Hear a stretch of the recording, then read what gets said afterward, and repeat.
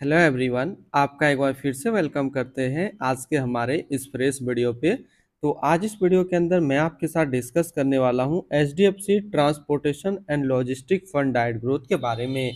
इसमें मैं आपसे डिस्कस करूंगा कि ये जो म्यूचुअल फंड है इसने पिछले 1 महीने, 6 महीने या फिर एनुअल रिटर्न क्या दिया है, आज के डेट में इसका एक एनएवी का प्राइस क्या है, ये कितने स्टार रेटिंग म्यूचुअल फंड है, इसमें आप मिनिमम एसआईपी अमाउंट क्या लगा सकते हैं और इसका फंड साइज क्या है।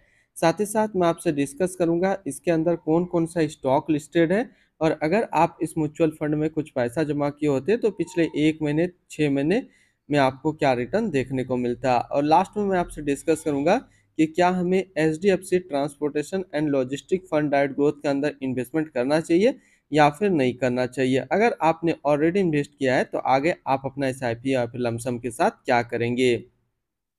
बात करते हैं H D F C transportation and logistic fund डाइट ग्रोथ। ये एक इक्विटी म्यूचुअल फंड है जो कि सिलेक्ट्रिकल या फिर थीमेटिक कैटेगरी के अंदर आता है, और ये काफ़ी हाई रिस्क म्यूचुअल फंड है। इसने जो पिछले 1 महीने में रिटर्न दिया है वो 3.90% का रिटर्न है।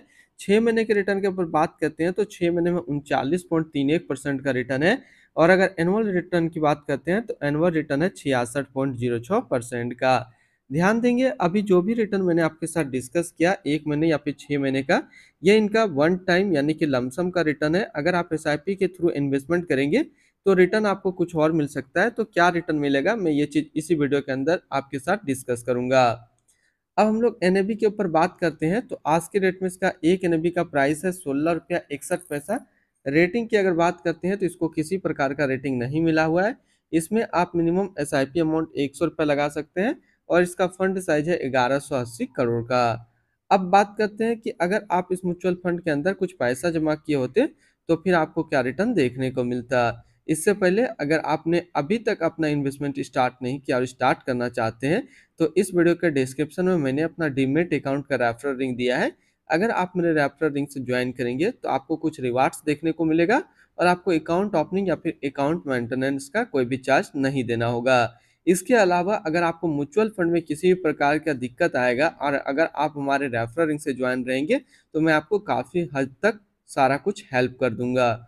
अगर बात करते हैं इस म्यूचुअल फंड के अंदर आप मंथली 5,000 रुपया पर मंथ जमा किए होते तो 3 महीने में आपका पैसा जमा होता 15,000 रुपया, आपको मिलता 15,653 रुपया। यानी कि एसआईपी के थ्रू 3 महीने में आपको करीब 4.35% का रिटर्न मिलता। 6 महीने की बात करते हैं तो 6 महीने में आपका पैसा जमा होता 30,000, आपको मिलता 33,794 रुपया। यानी कि एसआईपी के थ्रू 6 महीने में जो आपको रिटर्न मिलता है वो 12.5% के आसपास मिलता। अब बात करते हैं कि अगर आप इस म्यूचुअल फंड में एक बार में 1 लाख रुपया डाले होते तो एक साल में आपका 1 लाख रुपया 1,04,400 सॉरी 3 महीने पे 1,04,421 रुपया होता, और 6 महीने पे आपका 1 लाख रुपया 1,18,030 रुपया होता। होल्डिंग की अगर बात करते हैं तो इसके अंदर जो टोटल स्टॉक लिस्टेड है वो टोटल 32 स्टॉक लिस्टेड है। अगर हम इसमें टॉप 10 है उसके सेक्टर वाइज डिस्कस करते हैं तो पहला नाम आता है Mahindra and Mahindra limited automobile क्षेत्र, Maruti Suzuki India limited automobile, Eicher motor limited automobile, Bajaj auto limited automobile, Bosch limited automobile, Tata motors limited automobile, Zomato limited service, Tata motors DVR ordinary automobile, सिप्चर India limited capital goods, CIE automotive India limited metal and mining के क्षेत्र में है। अगर हम लोग इसकी holding analysis को देखें तो इक्विटी पे है 98.7% और कैश पे है 1.3%। अब इस इक्विटी को अगर सेक्टर वाइज देखते हैं तो ऑटोमोबाइल पे है 66.5, सर्विस पे 14.9, कैपिटल गुड्स पे 12.1 और मेटल एंड माइनिंग पे है 6.5%। यानी कि आप अगर इस म्यूचुअल फंड में पैसा लगाते हैं तो आपका पैसा इन सारे कैटेगरी के ऊपर डिस्ट्रीब्यूट होकर के इक्वली लग जाएगा। एडवांस रेशियो की अगर बात करते हैं तो इसका प्राइस टू अर्निंग रेशियो 30.92 और पीवी रेशियो 6.20। अगर आप इस म्यूचुअल फंड के अंदर अपना पैसा इन्वेस्ट करना चाहते हैं तो फिर मिनिमम लमसम आपको 100 रुपये का करना होगा, और अगर आप एसआईपी के थ्रू अपना इन्वेस्टमेंट करेंगे तो आप 100 रुपया से स्टार्ट कर सकते हैं। अब हम लोग रिटर्न एंड रैंकिंग के ऊपर बात करते हैं और यहीं पे आपको समझ में आएगा कि क्या हमें H D F C transportation and logistic fund के अंदर इन्वेस्ट करना चाहिए या फिर नहीं करना चाहिए। तो सबसे पहले बात करते हैं कि H D F C transportation and logistic fund का जो फंड रिटर्न है वो 3 महीने पे 17.3 का है, 6 महीने पे 34.3, एनुअल है 60.2 का।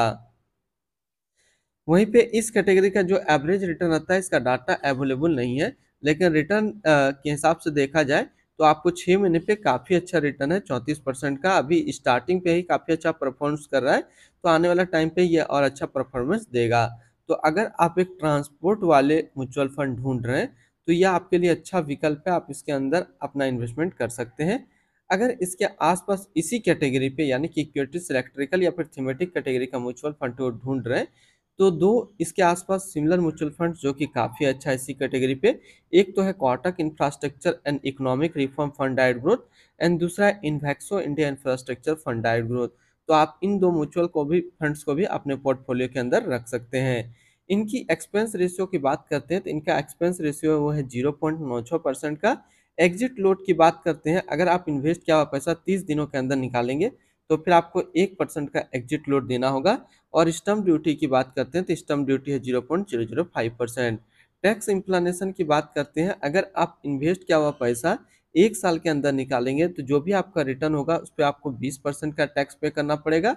अगर आप 1 साल के बाद इससे अपना पैसा निकालते हैं, 1 साल में अगर आपका 1,25,000 का रिटर्न बनता है तो फिर 12.5% का यहाँ आपको टैक्स पे करना पड़ेगा। यानी कि शॉर्ट टर्म कैपिटल गेन पे अब आपको 20% का टैक्स देना है और लॉन्ग टर्म कैपिटल गेन पे 12.5% का अब आपको टैक्स पे करना है। इसकी fund house and investment objects की बात करते हैं तो HDFC mutual fund total assist में इंडिया पे नंबर 2 पे रैंक करता है।